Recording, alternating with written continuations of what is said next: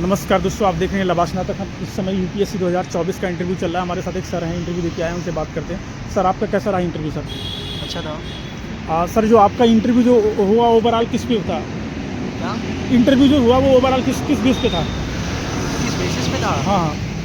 Current affairs भी orientation था और कुछ जो मेरे ग्रेजुएशन के सब्जेक्ट थे और ऑप्शनल से एक सवाल। अच्छा सर, अभी 2025 प्रीलिम्स आ रहा है, तो उसके लिए आपकी क्या रणनीति है, कैसे तैयारी करनी चाहिए?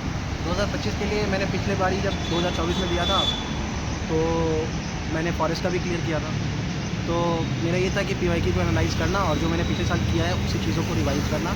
सोर्स तो वही रहेंगे, बट जो करंट अफेयर्स कुछ अपडेट्स हुए हैं और जो पीवाईक्यू में और क्वेश्चन ऐड हुए हैं यूपीएससी के बाकी एग्जामों के, बाकी जो एग्जाम उनको मैं फिल करूँगा, उस पर काम करूँगा, कुछ बैकग्राउंड रिसर्च करूँगा एंड देन एक दो मॉक्स होंगे तो लगा के फिर प्रीलिम्स के लिए आप प्रीलिम्स के पीवाईक्यू कितने साल का करना चाहिए?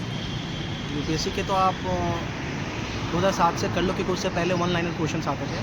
बट बाकी जो अदर एग्जाम है यूपीएससी के, खास करके CDS, CAPF, NDA, geo science, even engineering services के भी कुछ सवाल है जो आपके हिसाब से लगते हैं कि यूपीएससी इस डोमेन से पूछ सकता है, तो यू शुड डू दैट और उसका एक कैटलॉग बना के आप रख लो एंड उसके बेसिस पे आप एग्जामिनर के माइंडसेट को देखो, क्वेश्चन कैसे फ्रेम हो रहा है और किस तरीके से काम कर रहे हैं। प्रीलिम्स में एनसीईआरटी का कितना रोल है?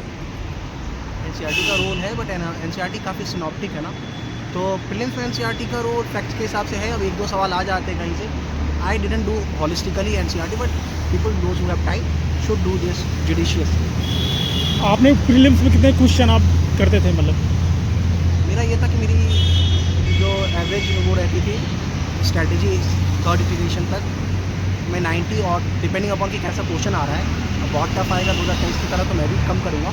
2024 में मैंने 96 किए थे और 72 और I was able to mark it correct, depending upon the coaching answer की।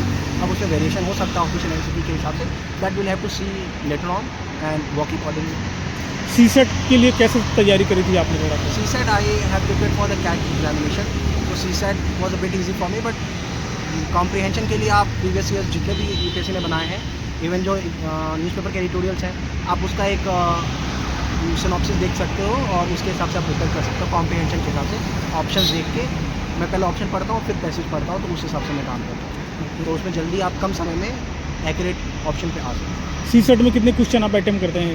CSAT में मेरा 45 से 49 के बीच, 49 मैंने इस बार किए थे, बट मेरे लिए वो ज़्यादा अच्छा रहा नहीं, मतलब 49 नहीं करने चाहिए थे, कुछ मेरे ज़्यादा गलत हो गए स्टेटमेंट वाले क्वेश्चन। 45 तक सही है, क्योंकि डिपेंडिंग फिर आपको कम समय देना होता है हर क्वेश्चन पे, अगर ज़्यादा क्वेश्चन करोगे तो। अगर कम क्वेश्चन कर रहे हो तो you have more time available for पर क्वेश्चन, और 2 घंटे के हिसाब से तो आप अच्छे से बना पाओगे। आपने कितने मेंस लिखे हैं और कितने इंटरव्यू दिया है? मेरा पहला है।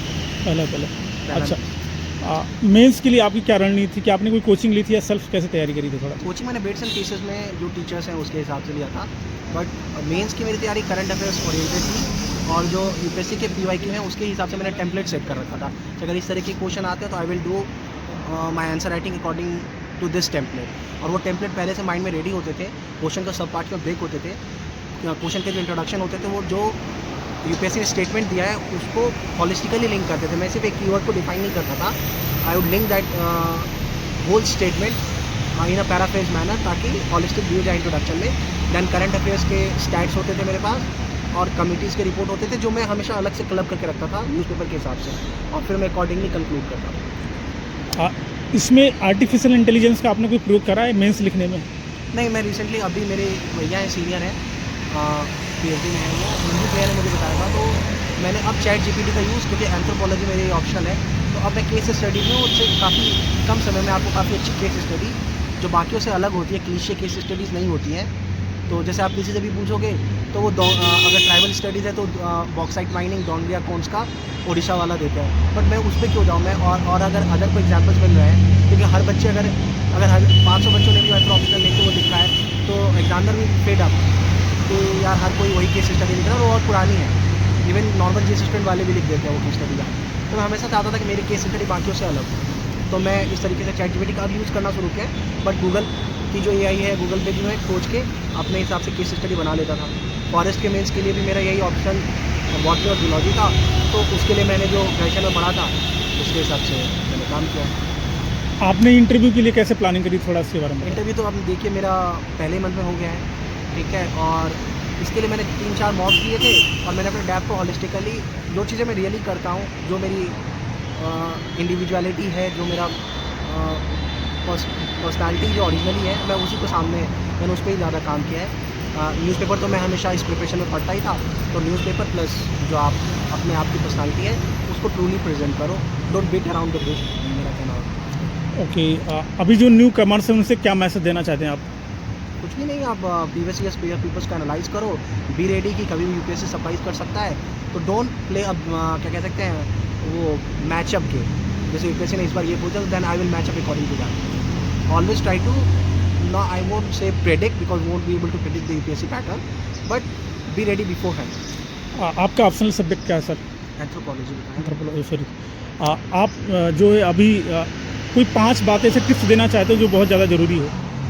कुछ भी नहीं, आप कंसिस्टेंट रहो, consistent answer writing, even answer writing से ज़्यादा है आप ब्रेनस्टॉर्म करो, टेम्पलेट बनाओ, बाकी यही है। और पॉजिटिव स्टेट ऑफ माइंड में रहो, have believe in yourself and time का बहुत जुडिशियसली यूज़ करो।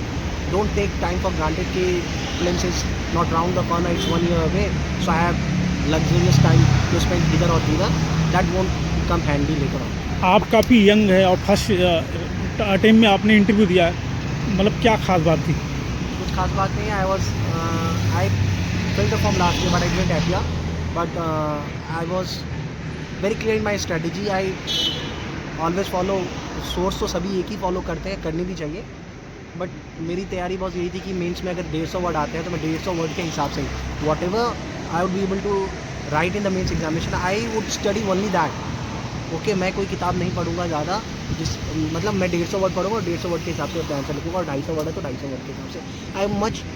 I would not well much into the deeper analysis I will do, but मैं ये नहीं है कि मैं एक टॉपिक के लिए जिसकी जो कॉस्ट बेनिफिट एनालिसिस है मैं बहुत ज़्यादा डवेल कर जाऊँगा, लिमिटेड पढ़ूंगा और उसके हिसाब से। कोचिंग का कितना महत्वपूर्ण रोल है मतलब आपकी तैयारी में? आपकी तैयारी डिपेंडिंग करता है आप किस मेंटोर से क्या कर रहे हो। जैसे मेरा ऐसा नहीं कि मैंने किसी कोचिंग से पढ़ा, बट मैंने कोचिंग्स ली है। कोचिंग्स इन द सेंस, अब किसी मेरे सीनियर ने लिए तो उनके वीडियोज़ अवेलेबल थे, तो जैसे अब हिस्ट्री का ही ले लो तो आई थिंक विजन आईएएस के एक सर हैं, खत्री सर हैं अभी रिसेंटली, क्योंकि मेरा ये है कि आप कभी ये नहीं कह सकते मेरा प्रिपरेशन कंप्लीट है, तो अब मैंने जो मॉडर्न हिस्ट्री पढ़ी थी या world history, because world history मैं एथिक्स में भी यूज़ करता था, तो उनका जो अप्रोच था हिस्ट्री को लेकर, क्योंकि हिस्ट्री में क्या होता है you know everything Indian national movement and all such issues, but 150 word में अगर आपको कल्मिनेट करना है कि all the local rebellions has been culminated into 1877 rebellion, then in 150 words you have to put all those information very critically and concisely, and at the same time making sure that you are not leaving anything behind any time. So that culmination into that short and quick word would come handy. वहाँ पे मुझे Khatri sir ने वहाँ पे तो मैंने देखा तो मुझे वो अच्छा लगा, तो इस तरीके से बहुत सारे मेंटर्स हैं, टीचर्स हैं। अच्छा, आपका जो इंटरव्यू था वो ओवरऑल डेफ रिलेटेड था, कुछ और था? डैप से रिलेटेड था, करंट इशू से, मैं बिहार से हूँ तो बिहार की मेरी ब्रिज कोलैप्स हुए हैं उसके रिगार्डिंग था, एंड यही था बस 18 मिनट्स का। आपका एजुकेशनल बैकग्राउंड अगर बताना चाहें तो नाम और एजुकेशनल बैकग्राउंड? मैंने हिंदू कॉलेज से मास्टर्स, मैं फर्स्ट ईयर में ड्रॉप आउट था, ग्रेजुएशन मैंने अंसाज कॉलेज से की थी, मेरा ऑप्शनल एंथ्रोपोलॉजी था, वहाँ पे मैंने ग्रेजुएशन बायोलॉजिकल साइंस में करी थी, और यही है। ओके, आपको बहुत बहुत शुभकामनाएं लबासना तक की तरफ से और हमारे व्यूअर की तरफ से कि आप जल्द से सफल हों और आप लबासना तक पहुँचे। थैंक यू, धन्यवाद। Thank you sir.